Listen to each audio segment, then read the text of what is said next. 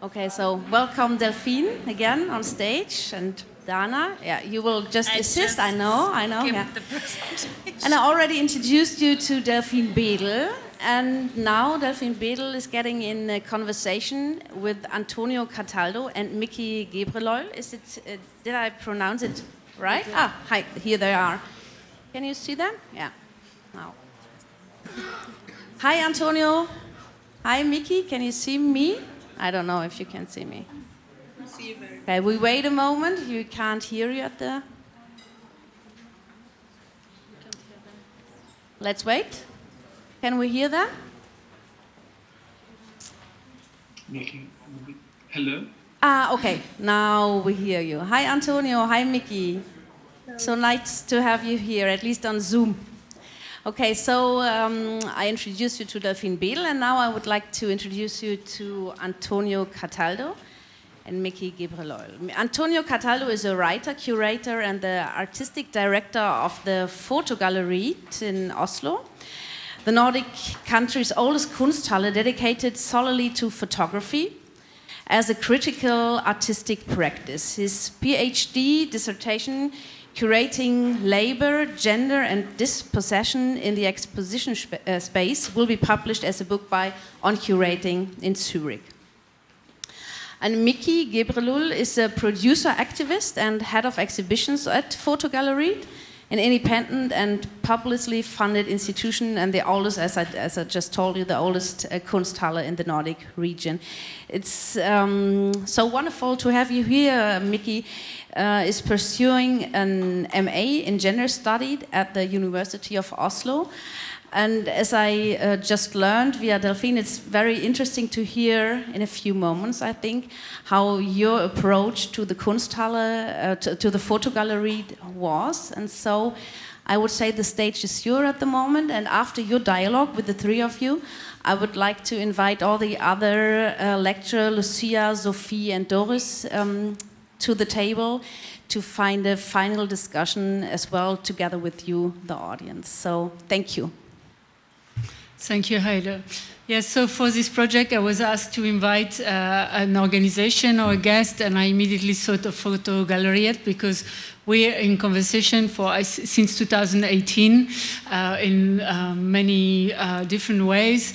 And also in regards to body politics, they're going to present what they do now, but they are curating a whole year on queer photography, which I thought would be very interesting to bring into this conversation here.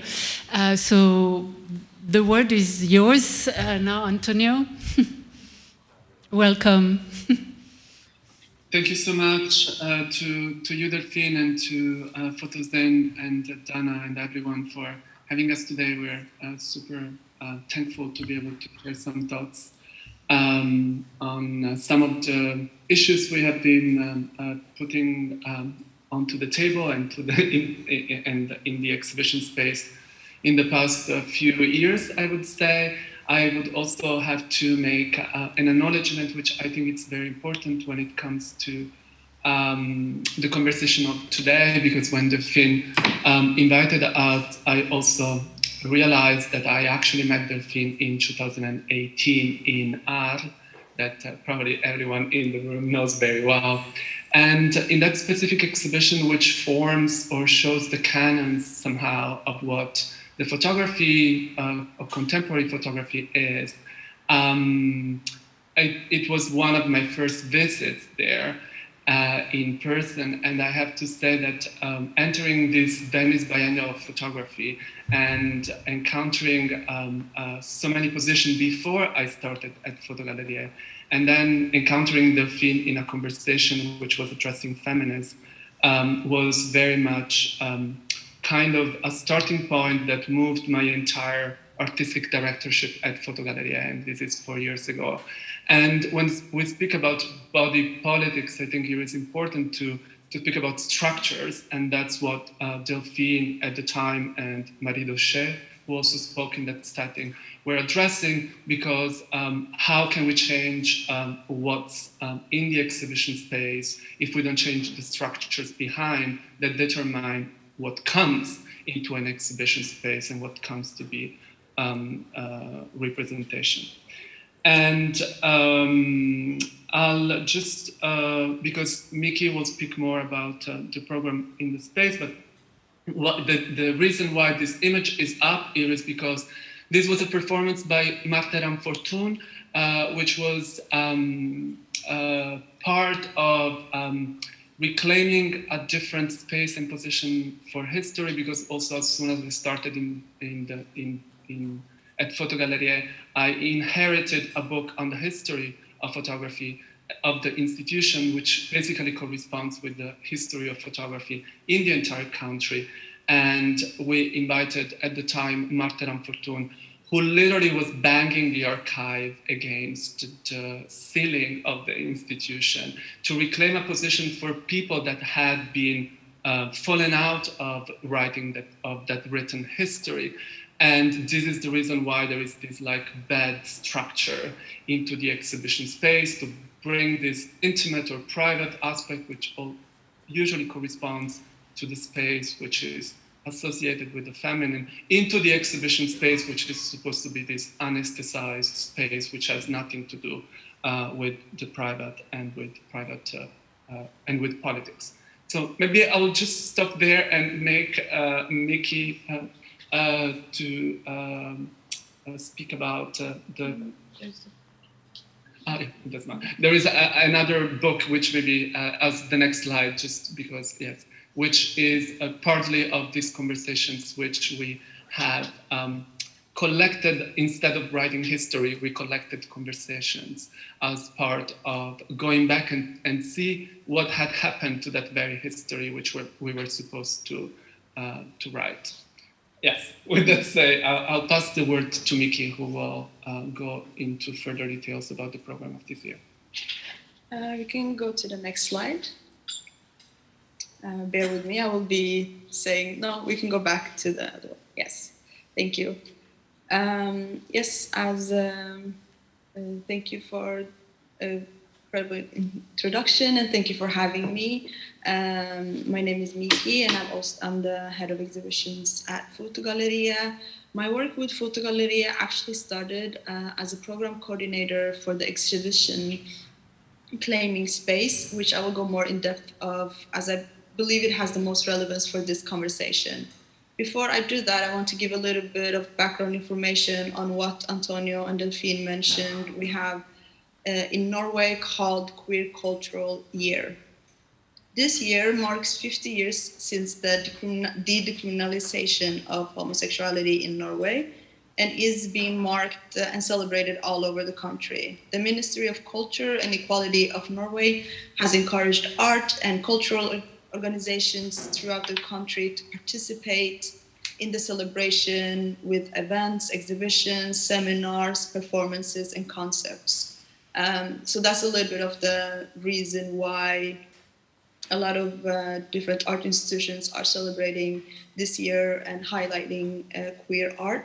And Fotogalleria is doing this by choosing to show queer photography the whole year. Yeah, we can go to the next one.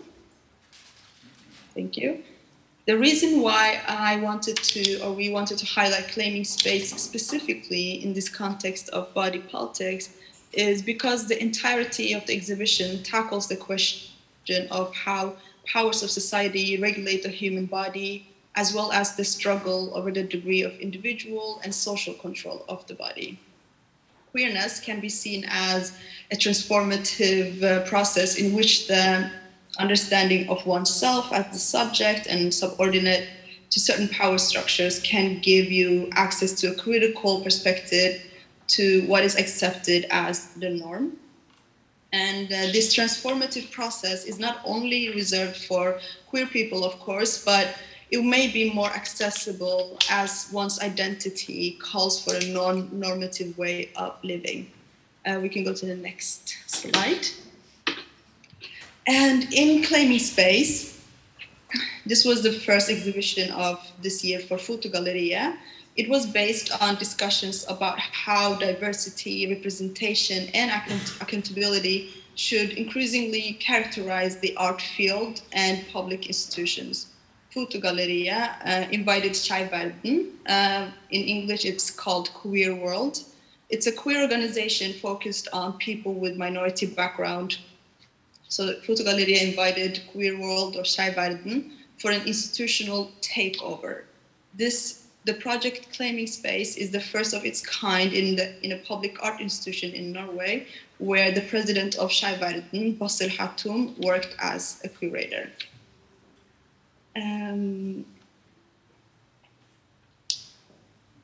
Working with the term safe space, the exhibition consisted of a multidisciplinary approach to what safe space is and can be.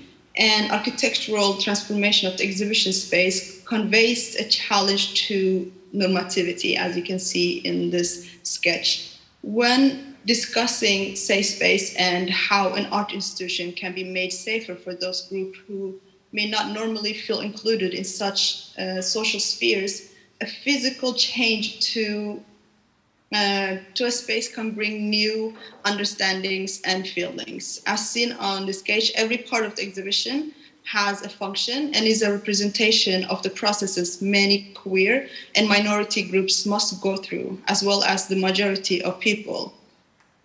And the outside area in the sketch serves as the public sphere, while the in-between invites the viewer into the private sphere. The viewer is invited to walk through these transformative changes of spheres. I have, for the next slides, I have included how it looked like in practice, and you can go more. And yeah, one more. This is the first part of the exhibition. And then to the next slide. Thank you.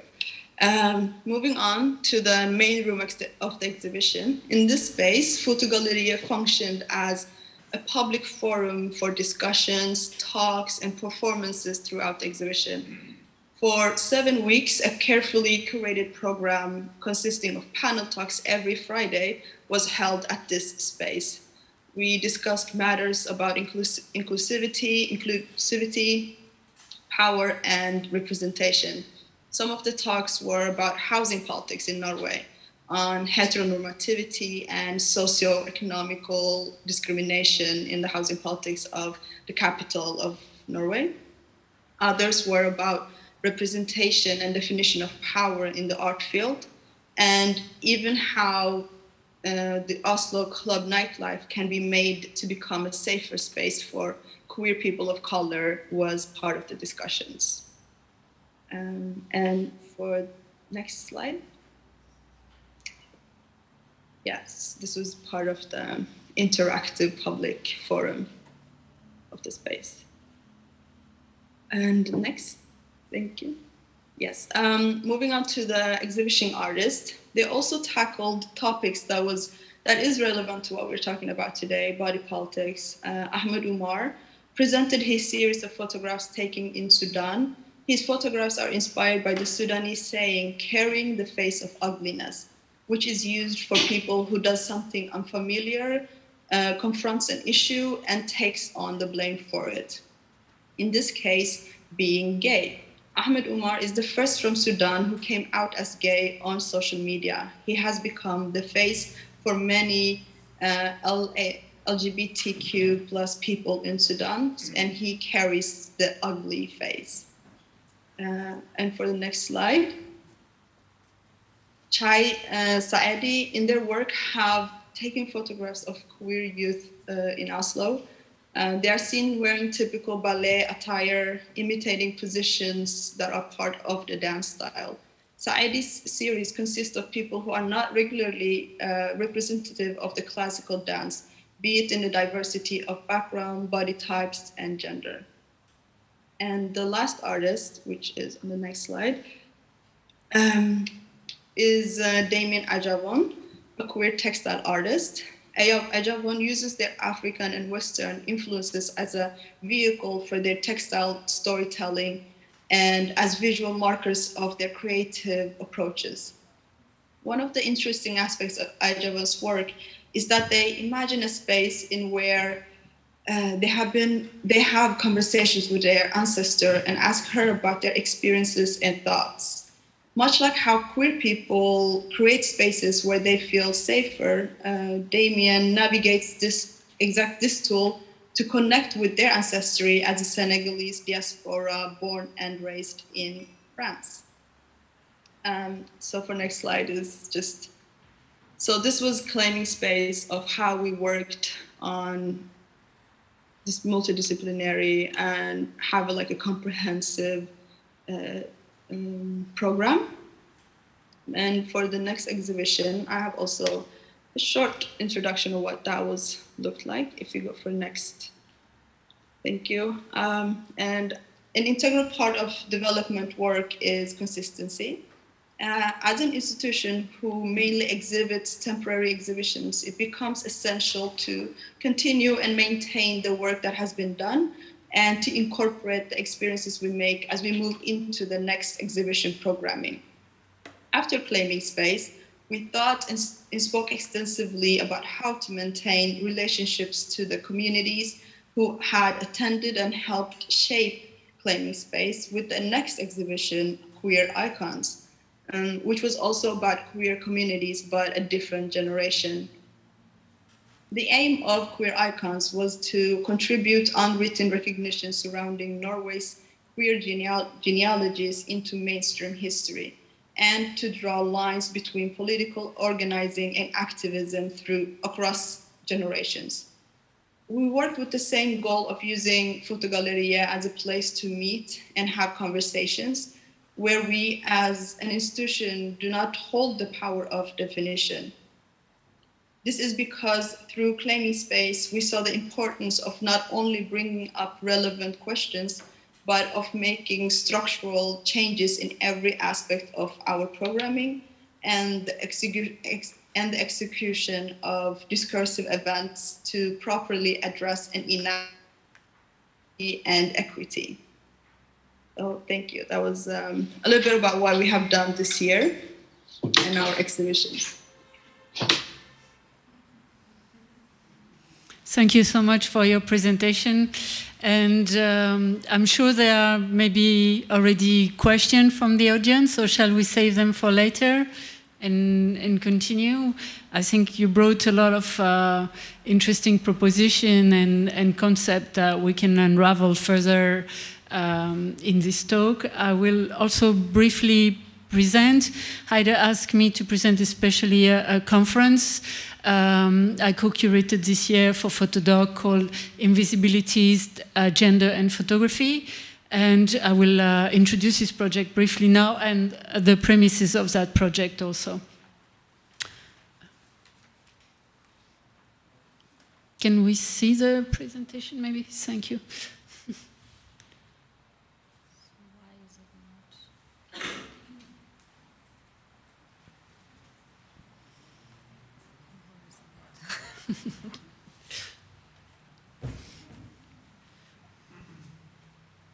It's coming. 1 second.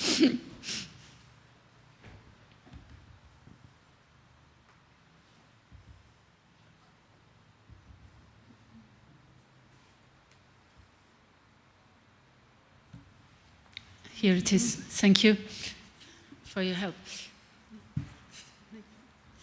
So the core of my research for the last 2 years has been to research a word that has been mentioned many times today, the word feminism. I realized that the history of that word had not been written, while most of the ism has been written, that word wasn't. So what was interesting doing this research is that I realized that from the start there were different definitions that were coexisting. But initially, I'm now back in 1826, so that's already over 50 years more than the official history of the word. And you can see that it emerged in medical circle and that it described the male body, interestingly, which we have forgotten as one of the definitions. And it was a discriminating word.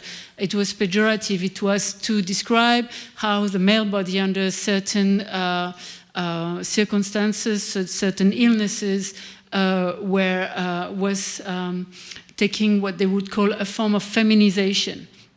And this illness were often related to homosexuality or poverty, so there was clearly an intent. And then it existed at the same time in art, in literature, to describe the female gaze, and also the female gaze that would have access to spaces that were not accessible to men.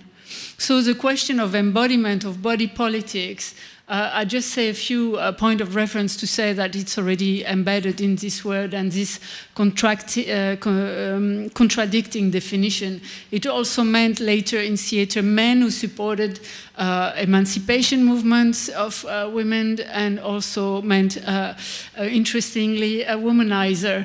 So you can see that they were quite conflicting definition, and so in a way we should always speak of feminism in a plural form, because from the start this contradicting definition existed.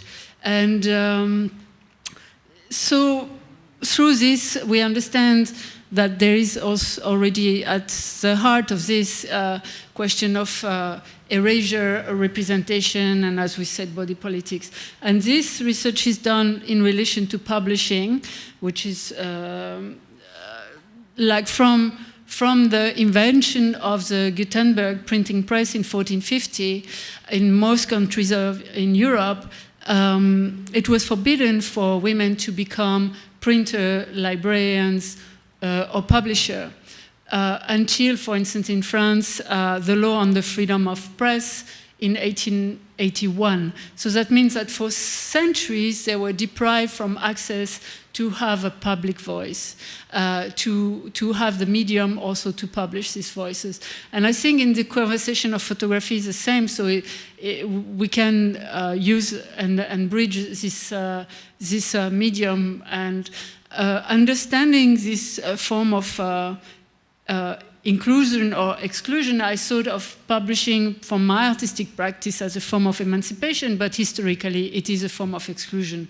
And when I say women, I mean a political class in the sense that Preciado of other have used it, because of course groups belonging to minority or as I explained, the discrimination of homosexuality was also a part of it. And within these invisibilities, there were forms of agencies. And this is what I've been also interested to bring forward, which we saw earlier. Next slide. And I did an edition with my students that we called the Invisibilist. And what is an invisibilist? And I'm going to come to a quote. I was very inspired by this quote by Kati Horna. She was a Hungarian-Mexican photographer and a refugee of war. And I'm going to read it. It's by her daughter. My mother insisted on calling herself an invisibilist. Invisibilism was an attitude towards life that enabled her to survive. By calling herself an invisibilist, she distanced herself from the pretentious or eccentric excesses of the art world, recognizing in her survivor condition the true motivating force of a discreet and tireless creative work, in collaboration with others, to be sure, but always impelled by her most intimate fears, melancholy, delights, and longing. Every time I read this quote, I have almost tears in my eyes because I feel a struggle to exist. So she came to Mexico under a fake identity, and her children never knew part of her past because of this fear of being found out. And I think this condition, this precarious condition, how do you reclaim agency in this from this precarious condition?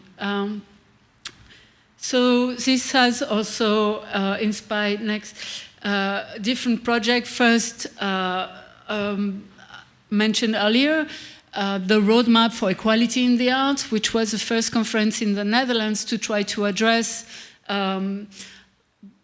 all these mechanisms that I mentioned of gender inequalities and how they take place.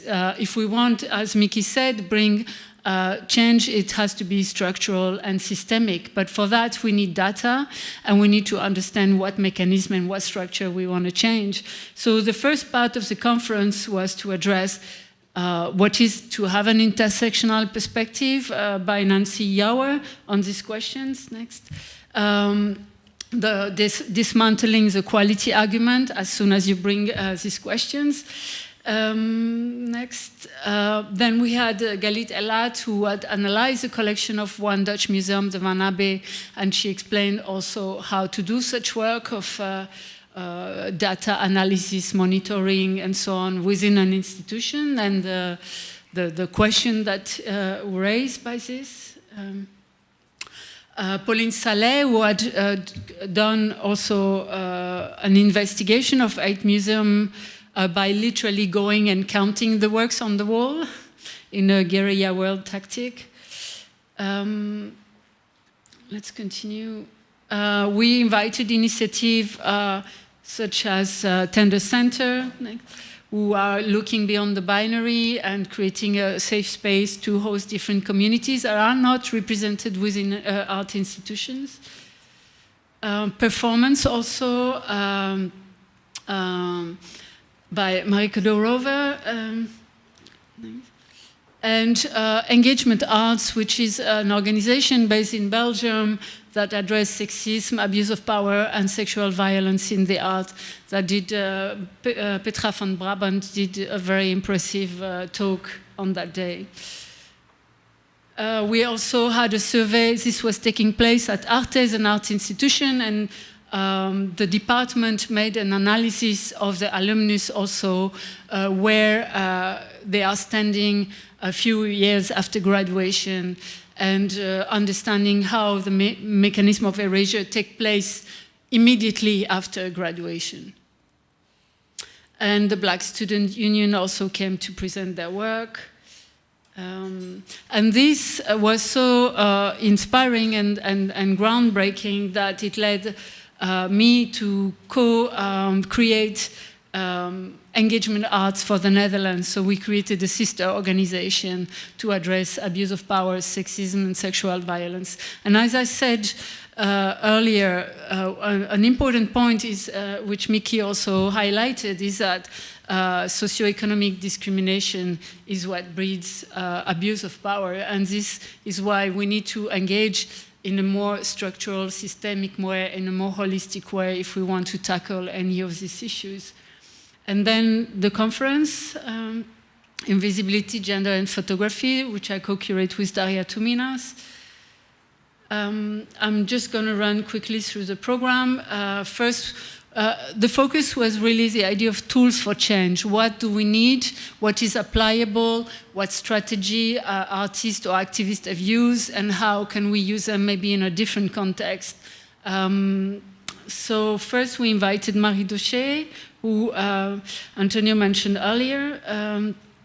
And we curated not only the time of the conference, but the time in between the speakers. So we had sonic meditations and mediation to also go from one... go on. So we started with a sonic meditation, professional speed dating. We invited people to meet online because we were still in confinement, so the whole conference was online. So people could get still to meet despite the limitation and restriction that we had. And then, Femke Dekker, Lomadom, she's a DJ and also researching sounds. So she made research in different sound archives in the Netherlands to highlight the almost complete erasure of female composer and musicians. So a whole soundtrack for the 2 days were tapping into these different archives all over the country. Marie Daucher, we invited her to show her strategies. So one of them was that she wrote an open letter to the director of the Rencontre d'Arles in 2018, what Antonio mentioned, signed by 500 professionals around the world, addressing the lack of inclusivity and diversity and the impact it had on the festival. key speaker Adele Delgado, who created a feminist congress. The next one will take soon. Emma Lewis, who wrote a feminist history of photography, and moderated by Maria Atta. Then emerging voices, how they look at this question within the artistic practice.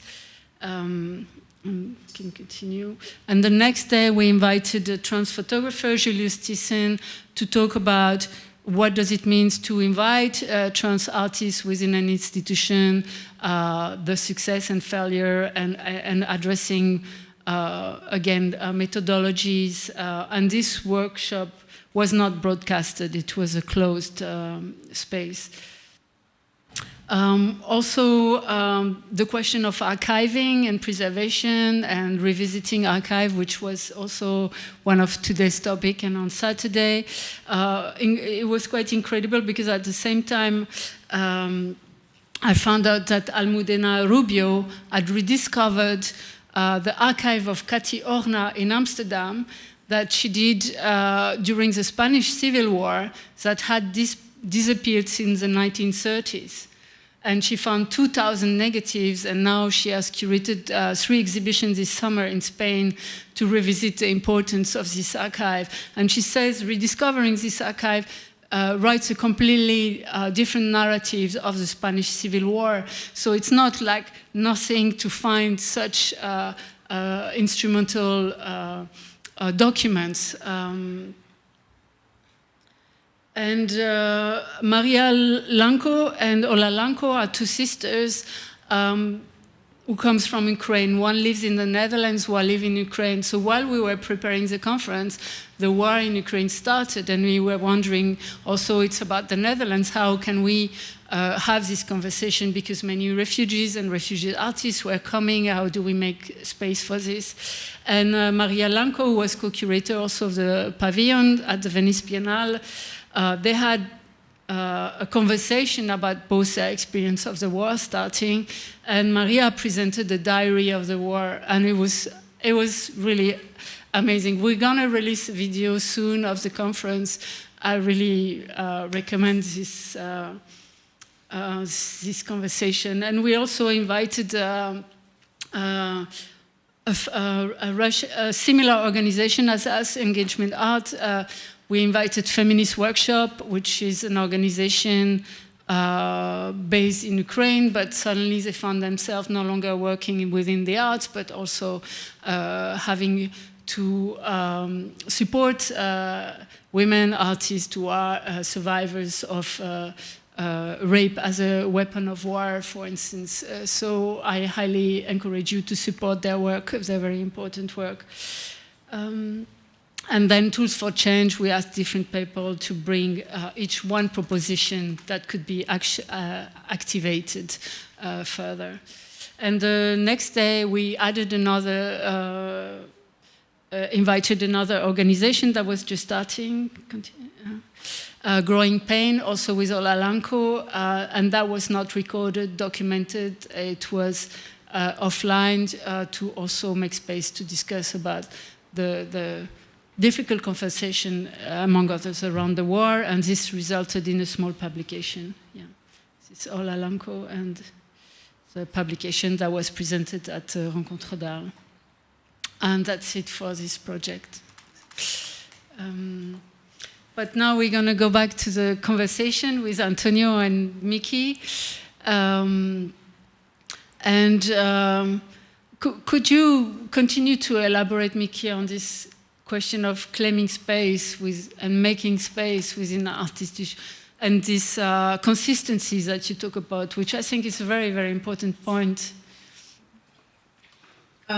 Yes, I think about this claiming space, what is most interesting is the concept in its whole as a theoretical approach to how to make people feel safer, and how it is very connected to the physical space in itself, and how an artist institution or often works as a white cube, which can feel very intimidating if you don't have any references or any understandings to art in general.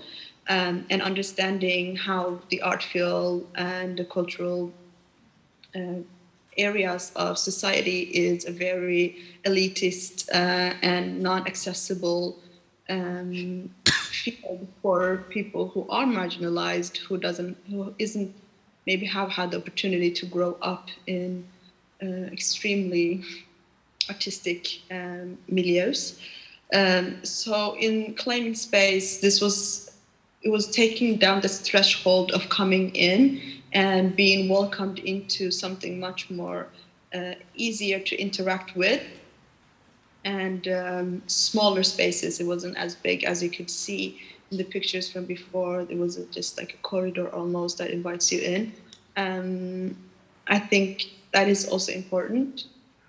And as I also mentioned, this was work that was done collaborating very closely with Schreiben.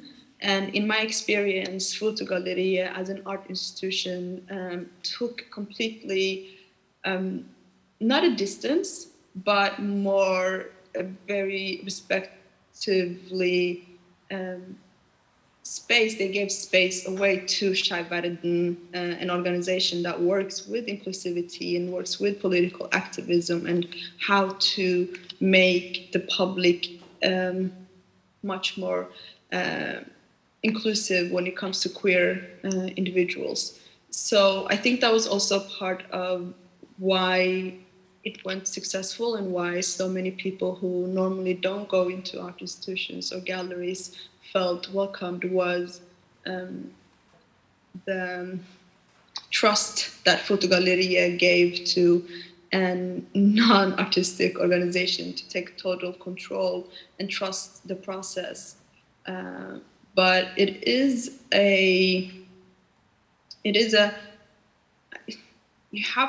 can't be fearful of taking such challenges up. You can't be fearful of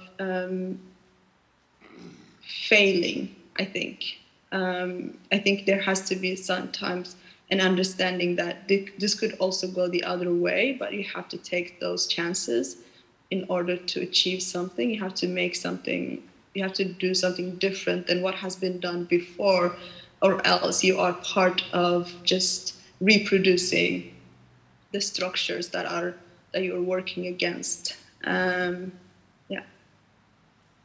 Thank you. Antonio, do you want to add something also?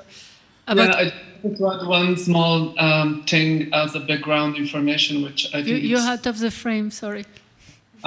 I just wanted to add a small background information to just say that we worked also in the initial phase with Schreiber, and we worked with an advisory group, which actually was supposed to support Schreiber more with very also practical and theoretical background.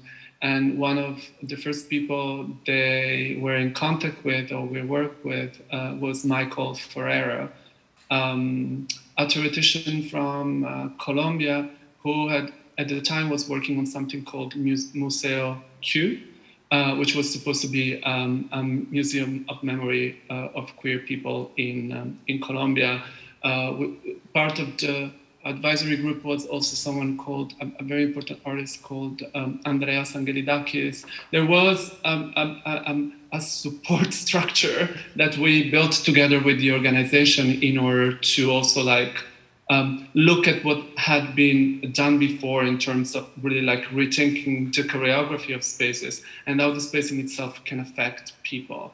And I don't know, when you see this orange space was part of entering from the outside. It completely changed the way in which people would enter and arrive in an exhibition space. They wouldn't enter from the front door, which it meant that usually people would gather outside this orange space, young people especially, before going in, so that they would feel even safer.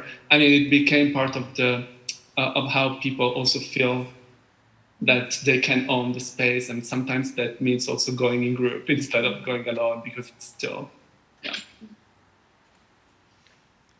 And to both of you about this question of we often think of visibility and representation, but I wanted for this panel to highlight the idea of invisibility as a strategy, also to exist in space where you do not have access to representation, like Omar in Sudan, or, you know, if one of you would like to maybe elaborate on this.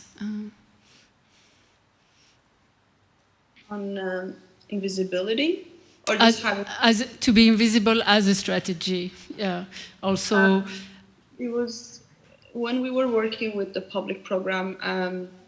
A very important part of it, from Shaivadan's perspective, was having the ability to not be as visible as queer people, because a lot of people who have a marginalized background or from a minority background not necessarily have the ability to be open or are comfortable being open. So there was also a talk or conversations about actual safety and feeling safe in a space where it is quite visible queer if you go into it, because the exhibition itself is about queerness. So one of the architectural decisions that was made was to have the opportunity to have certain curtains in the, not just that, but it was like from the main room, because normally Fotogalleria has like this very large windows that you could see from that you could see from the outside, you can see the whole exhibiting space. But with the curtains from, on the other side, you could hide almost. So when we would have the public discussions and panel talks, people could be shielded from the public view from the streets, giving you the opportunity to be invisible or being safe more inside. And it was actually very funny, because one of the talks that was about queer architecture, it ended up, I don't know who it was, but suddenly somebody from the audience commented on that, about how the curtains was they were on, and saying like, oh, is this an architectural decision? And the architects were like, yeah, it is actually. And it was so interesting, because for the first time, it was like, I think it was like the 4th panel talk of the 7-week panel talks that we had. The curtains opened up to the streets. Of course, people were asked in the audience, is this okay? Is everybody comfortable with this? And just to see that process of opening up the curtains and how much power that hold, and having the ability to just to have that opportunity, I think is something that is not, you would think of in exhibiting places, but here you could. And also it was during COVID, so all the public the talks were streamed, and in certain panel talks, we had a panel talk about queer asylum seekers in Norway, who were people in the process of getting their papers in Norway. We had to have a private link, so people who were invited or were interested in participating in this talk by streaming would actually have to contact us directly in order to keep the panelists more safe, so they could be so they didn't have to elaborate on their process publicly to anybody who's watching, so it felt more comfortable. So that was how we worked with this invisibility, and the power it holds to actually decide what you want, when you want to be visible and invisible. Thank you. And Antonio, I would like to ask you a question about another project you are curating that's going to be a publication. It was 2 years ago. You did this large symposium on the photo book in the Nordic region. Could you say also, it premiered a lot of things. Could you say also a few words about that? Of course. I think that we started to work with the University of Bergen a couple of years ago, as we were rethinking photo books and photo books publishing because of a prize that Fotogaleria had a few years back, which was called the Nordic Dummy Award. And in that also, like, we invited, I think, close to 30 speakers to address different topics connecting to photo book production, and also like which value that has today, which also like address on the one hand a complete change of structure in terms of publishing, because publishing in the past few years has changed extremely, passing from giant publishing houses which were holding the power of definition also to more independent sort of structures. And we wanted to see where we were at in that discussion. And there are many perspectives. I'm also we will be part of that conversation which is coming out of the book. But of course, there is also like indigenous perspective which are part of this discussion. And our photo books, for instance, Eric Gant, who is an Inuit writer, speaks about the work of Pia Arke, for instance, her sister, about this amazing photo book that was done not to be distributed outside, but to be distributed in their community in Greenland, in order to restitute people, like names and faces of people that had been changed, for instance, because of the Danish colonization. So yeah, we are investigated still, like how, like those structures also, because photo books are still exhibitions to a certain extent. And it was, like we were very fascinated to understand also like how this medium can work as an exhibition space, also where these structures are apparently not present, but you can still build them through something like a photo book in the case of Pia Arke, for example. Thank you. Thank you, Antonio. Thank you, Miki. I think we have to... Yeah, I would like to open... Yeah, thank you. All of you. And I would like to invite Lucia, Sophie, and Doris to the table. I don't know where they are. There.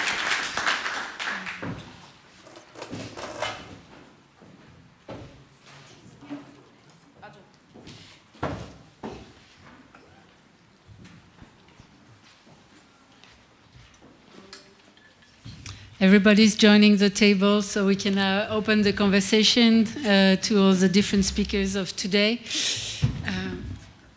Thank you very much, Antonio and Miki.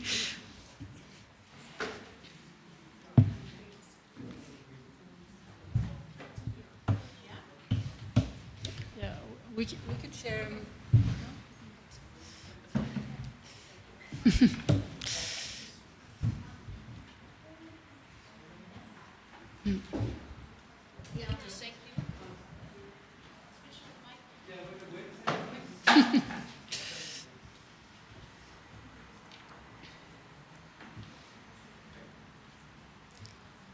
Okay, those thank you, Miki and Antonia, and also Delphine.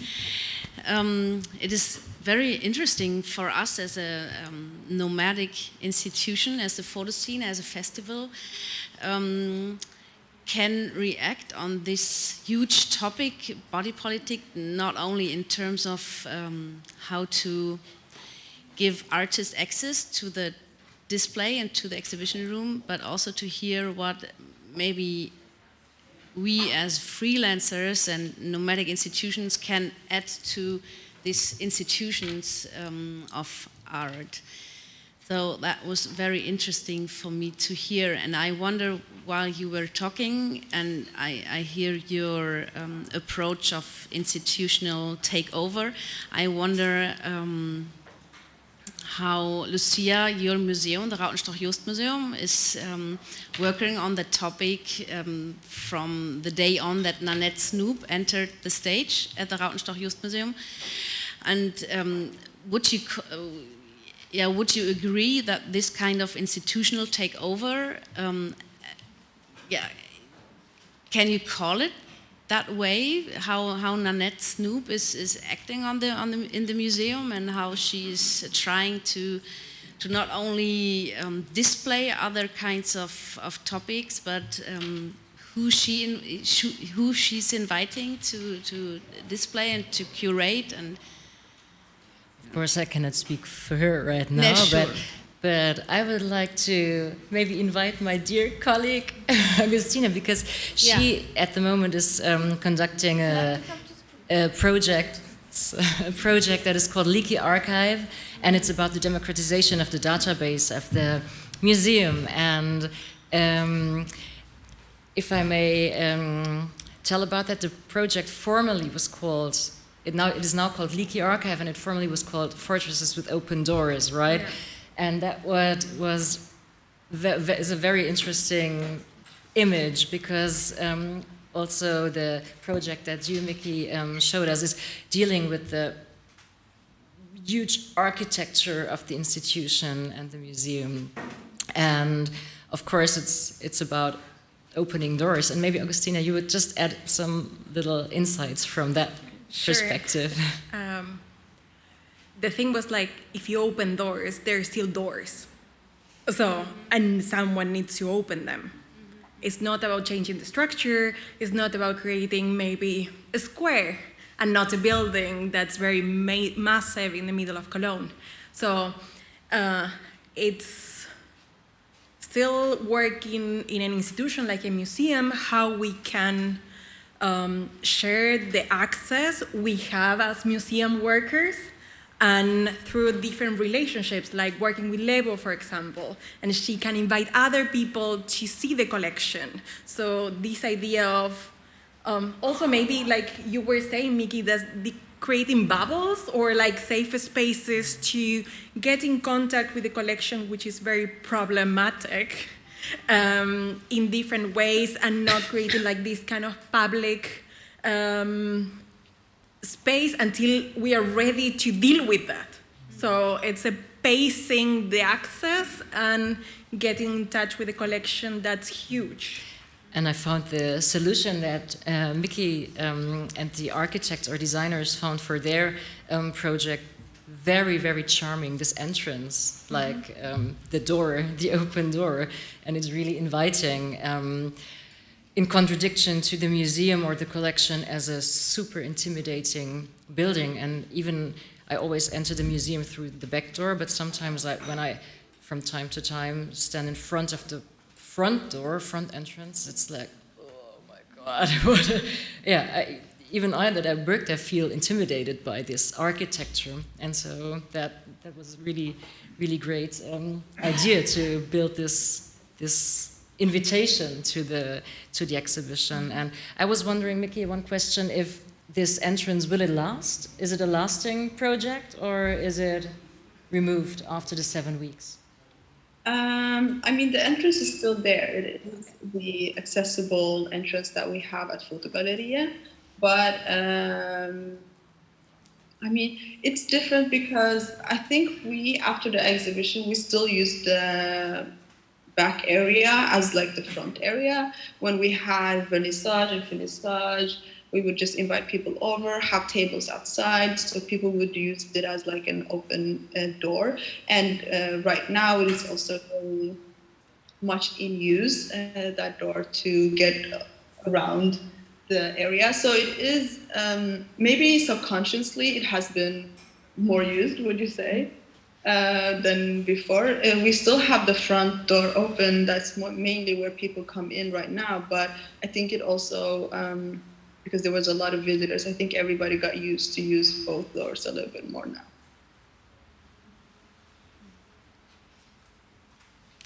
Thank you. Any more question here?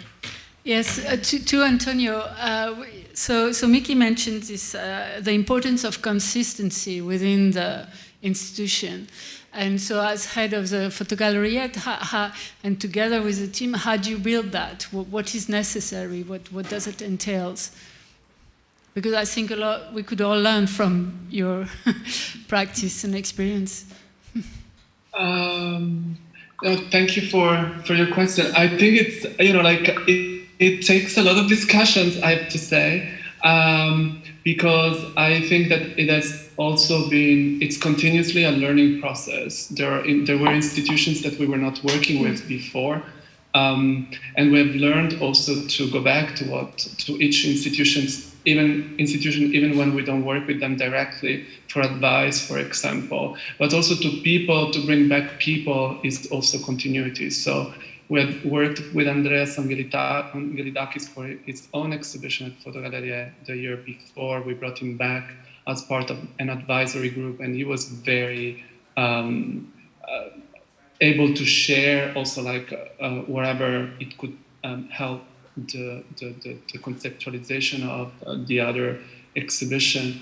And this process, we've brought people back also from the first exhibition to the second exhibition. From the second exhibition, for instance, we invited people that were super central as what we call them icons, because they are iconic and they are icons in the community, and some are more acknowledged than others, but also we brought them back for the next exhibition to speak and put them in dialogue with a new or a different generation. So for the exhibition that we have now with Brittany Nelson, for instance, we invited Gerd Branteberg, who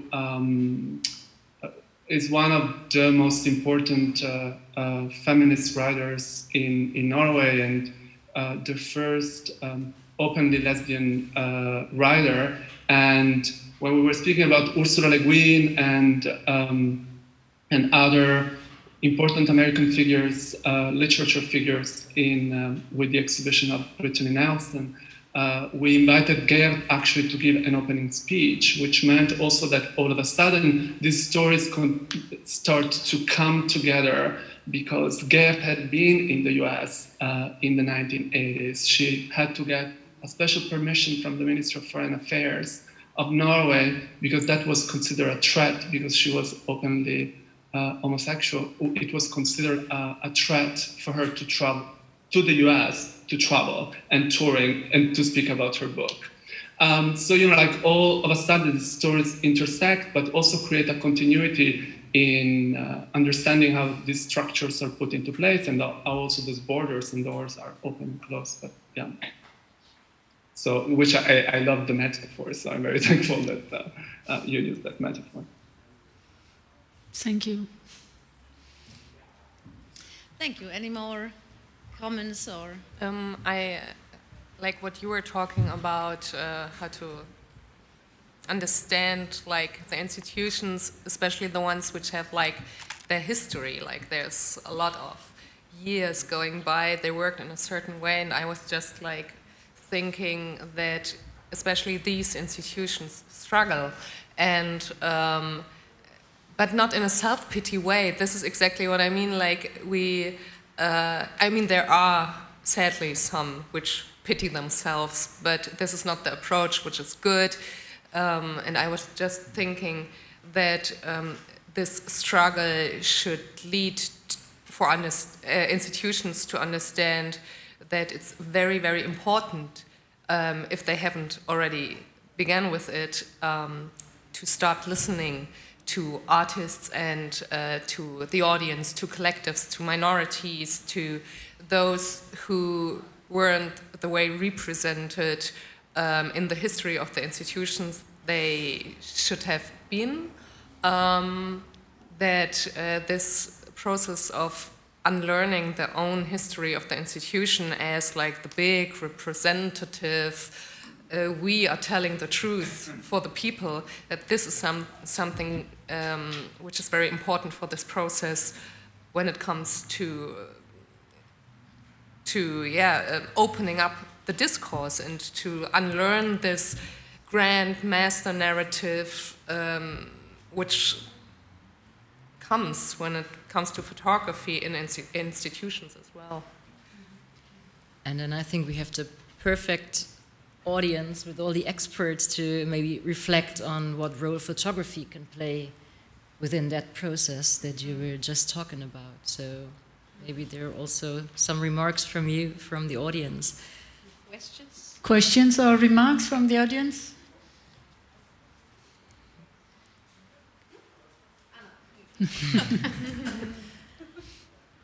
They're quiet.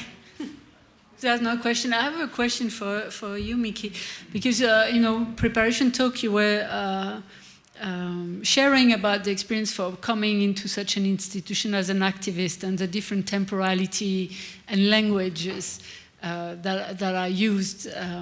I would be interested to hear more about that transition, that experience of. Well, yes, this is very interesting actually, because how I got into Fotogaleria was through Schreiben, whom I knew as an organization and I respected because I know their work from the activist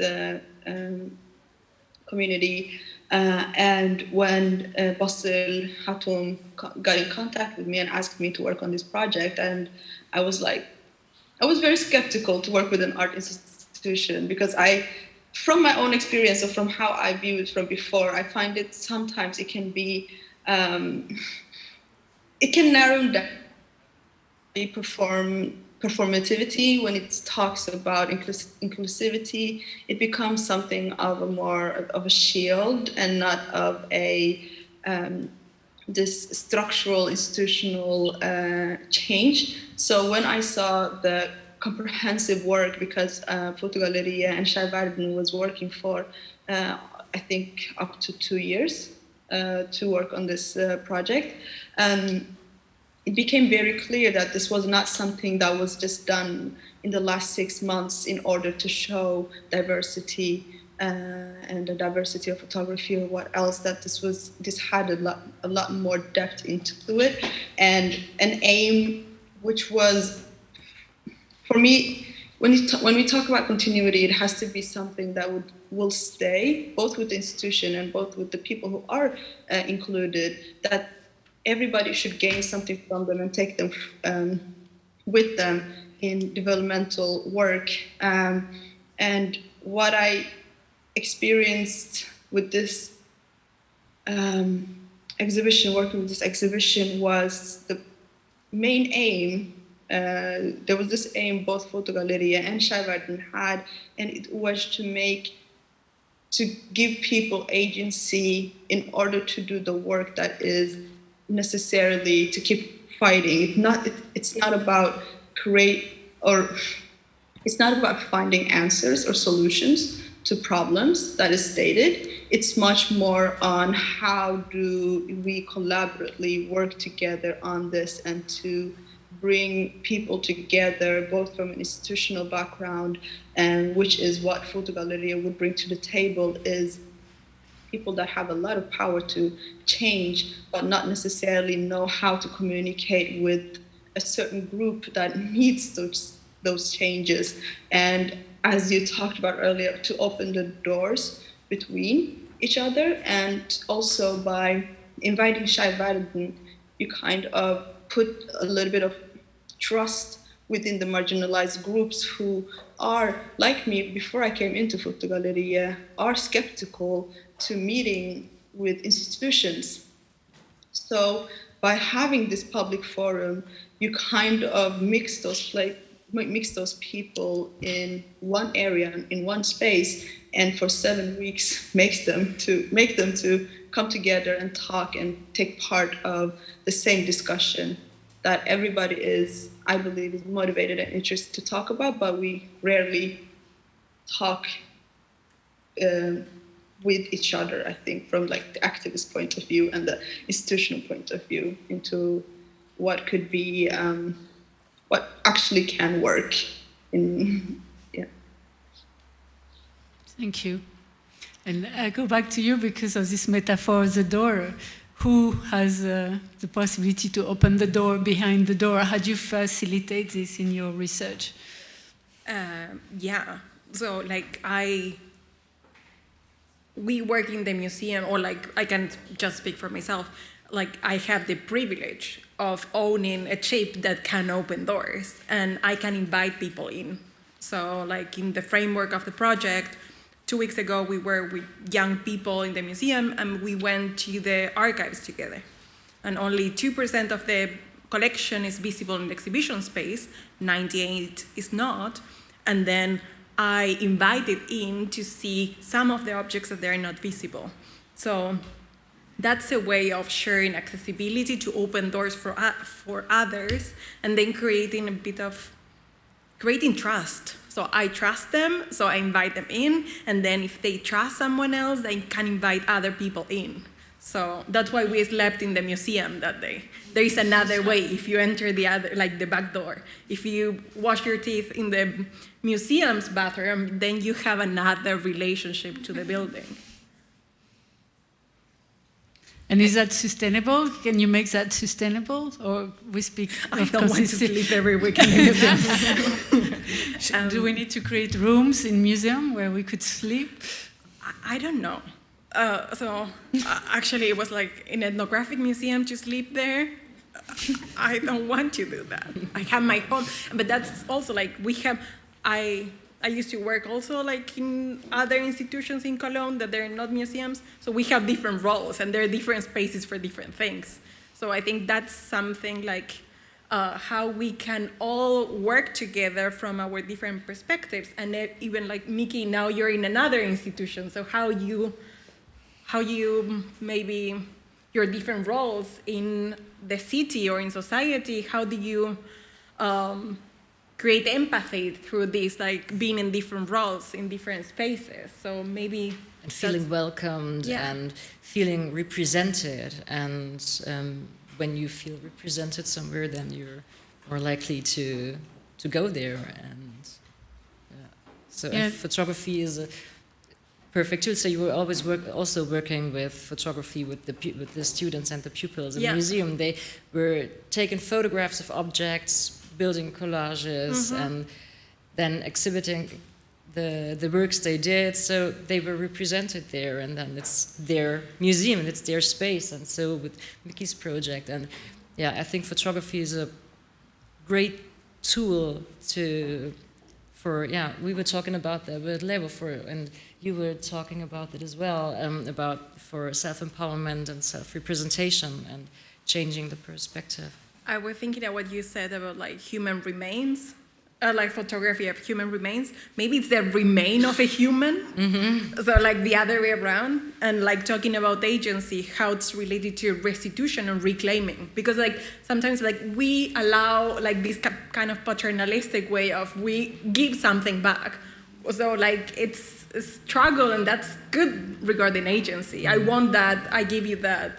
And connected to colonial past. So that's maybe something to think about, how those agencies of giving and receiving or claiming or regaining come into being. And I think this term which you used, trust, is very beautiful in this context.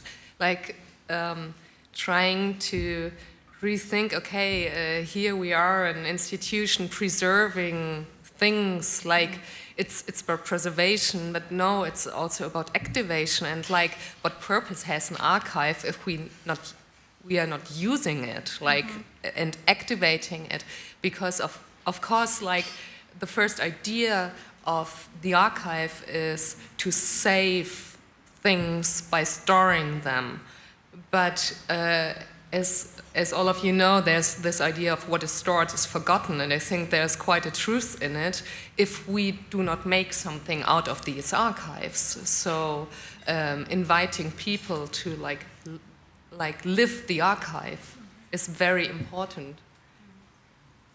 I have maybe a question to Miki and Antonio. First of all, in Winterthur, we love what you are doing, and we're absolutely fascinated by your work.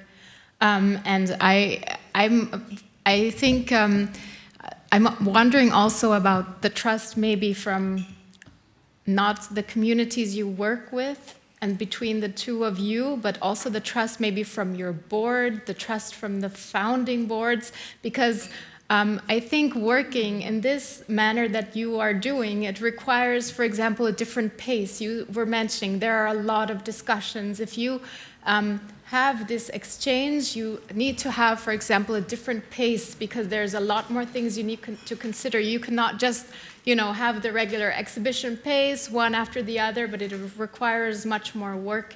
You need to have the trust of the board that they, accept that you give this trust to other people. You have to have the funders who give the trust to give you money to do these projects.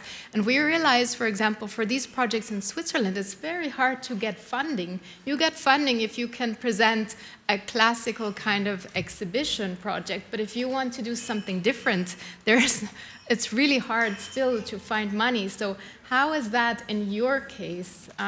Could you speak a little bit about that? I would be very interested to hear.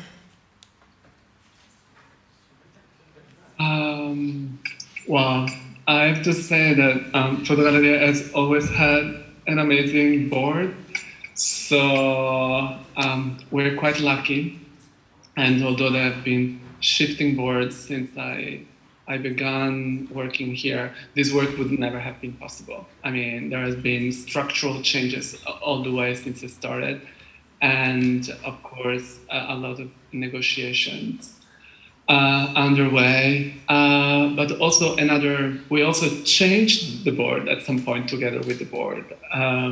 Because since this year, we were able to implement 2 years ago 2 permanent seats that are dedicated to diversity, which is still something which is in transformation, and it requires further work for sure, but it also signaled that the institution should belong to more communities than just the art community. And it's more a signal than anything else, but the work is on its own way. The other structural thing is that being a small institution has pro and cons, and one of the pro aspects is also, I think, flexibility and the fact that you have more agile ways of working, and you can be very close to people, to organizations. And when it comes to funders, small institutions are not necessarily the ones that have the most financial resources, but we have built a lot of collaborations, which at times really helps with also financially, because in that trust, we also build trust with other organizations in order to support each other along the way. So we have also been able to fundraise in that sense, in a way that for these projects, in a way that probably we couldn't if we didn't have that long-term relationship with other organizations. I don't know if I have anything to add to that, because it's a much more administrative question. But I wanted to say something about, we were talking a little bit before about representation in photography, and how not necessarily representation means who is the photographer, or that the photographer in itself can convey a certain diverse background, but it's also about the viewer and how much relevance it is for the viewer. So a typical, and I think that was also an aim with Claiming Space, is making people understand that you don't necessarily have to have a direct, a mirror almost of your life in order for it to be relevant, and to view art and photography in a way that can also make you reflect on your own thoughts. I think we worked a lot with that. In which perspective do you view it from? And when I was talking about accessibility, I think that's part of it. It's how to read into art and photography as something that you can also own. And how art institutions also have that responsibility to invite people to see that. So I really like what you talked about, inviting people to the archives, because you don't have that kind of knowledge, you don't have that accessibility to history in a certain way. And it is through that knowledge sharing that we could come to an understanding, and people can be have more ownership to art and photography in general. I have a question for Delphine, actually, because I had this question in mind for a while, and I still have it in my mind, and because it has been touched upon also, like in this panel, I think it's interesting to ask. I will direct it to Delphine first, because Delphine is a little bit more prepared to this question, and also because you have done research when it comes to Katiorna. But my question would be if one always needs power to make change, which is something which is continuing to, going through my mind as we move forward and we look backwards. Thank you for this amazing and strong question. Well, first we would have to define what we understand by power and empowerment from one's perspective. Is that the only possibility to operate from, or can we operate from another position? And I would say as a collective, solidarity would be an alternative to power. That's what we do with engagement art. We are born out of solidarity, and we work through solidarity. As well, the collectivity, because as it has been highlighted in different forms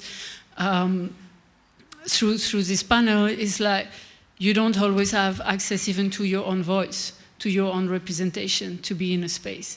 So how can you articulate then a position of power if you are there?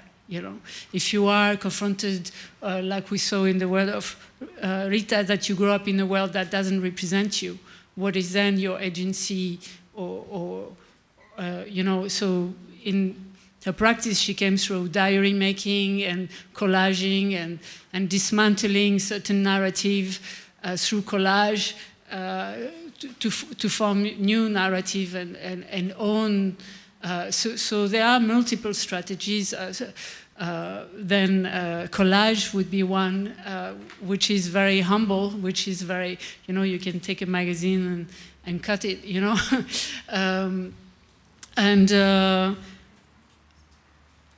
so there is a panel of other positions, other positionality that I think you can act from.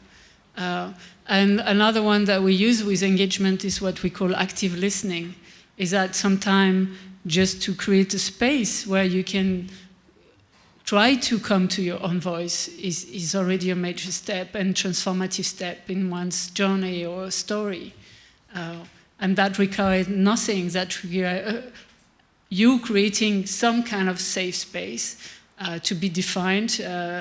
Miki, in the beginning of the talk, explained what was for her, creating that safe space in an institution, but there are other parameters that you can also set, and that through active listening is anonymity in a lot of context is fundamental to even act. So that means you're not going to be public, so someone will speak on your behalf or act on your behalf. And we can think of Iran at the moment, we can think of many other contexts even closer to us.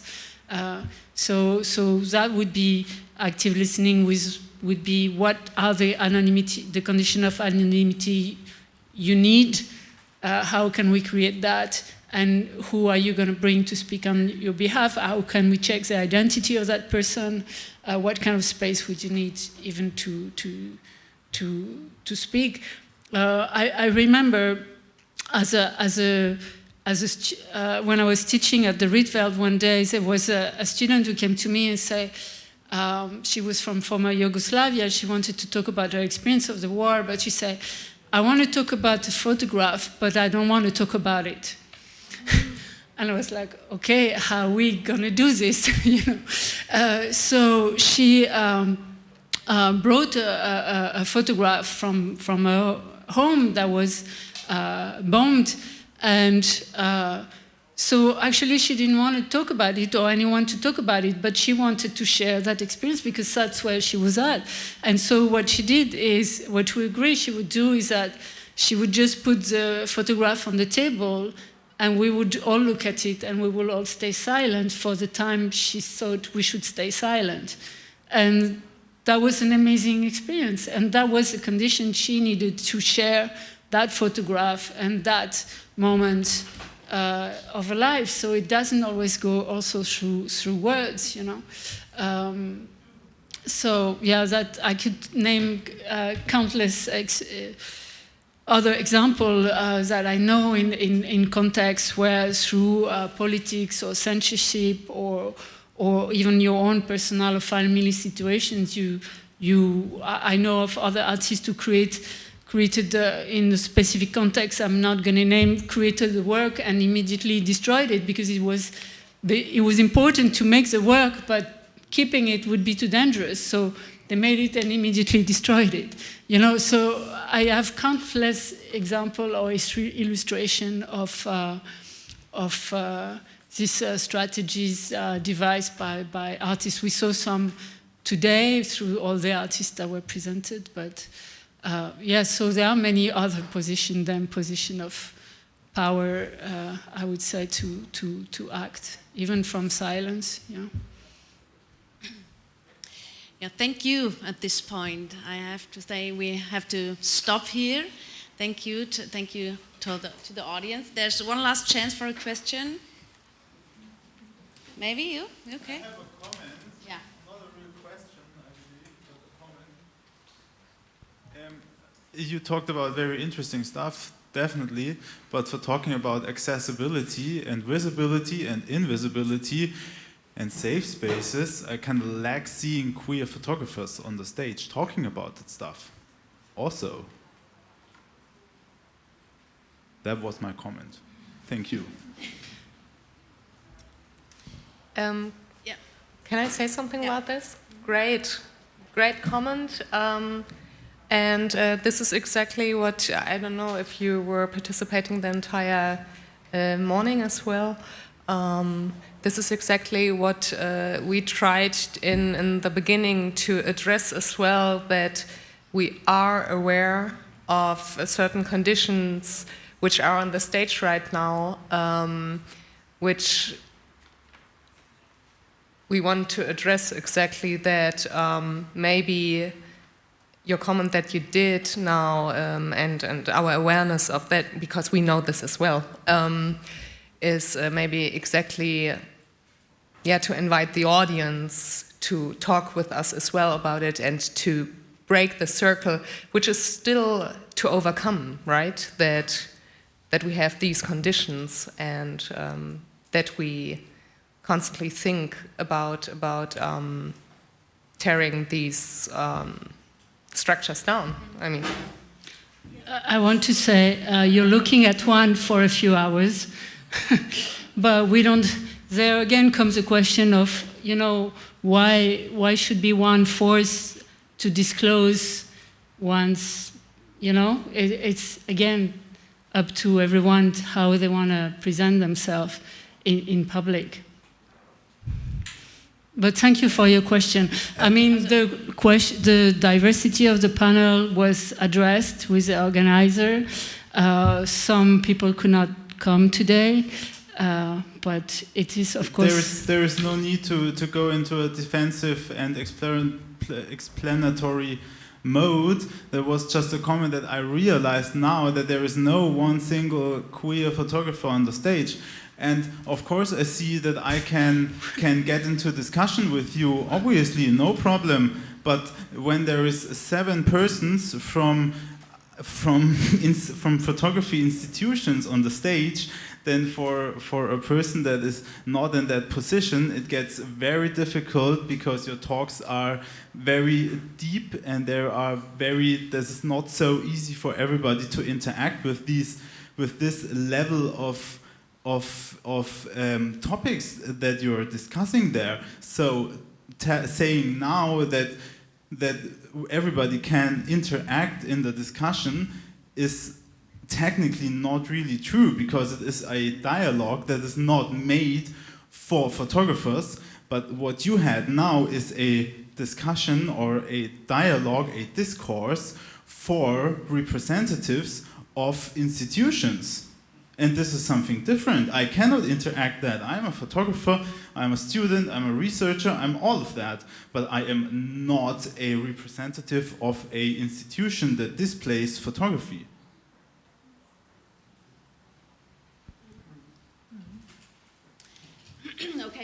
thank you for your comment, and I hope that we have the chance to proceed this conversation with you. And I'm not sure if you were here yesterday, and unfortunately not. Okay, because we tried our best to make this conversation and the whole event very as an open one, and not only to have this kind of okay, here are the lecturers that are sending their messages to the audience, but to create a kind of safe space. I mean, it's at the end. It's not possible. At the end, we all have to admit it was a nice thought to get there, to have the third wall between the audience, the fourth wall to the audience pulled down. But yeah, again, I agree what Delphine said. It's an invitation to the audience to enter the stage, to comment and to raise questions, and I hope you stay the afternoon so that we can get in contact and proceed the conversation, maybe. Yeah. So at this stage, I would like to thank all of you. And we have a short coffee break now, and we will proceed at 4:30 with our last chapter about photography and climate change. And yeah, thank you. Take a rest and energy, and we talk. Thank you.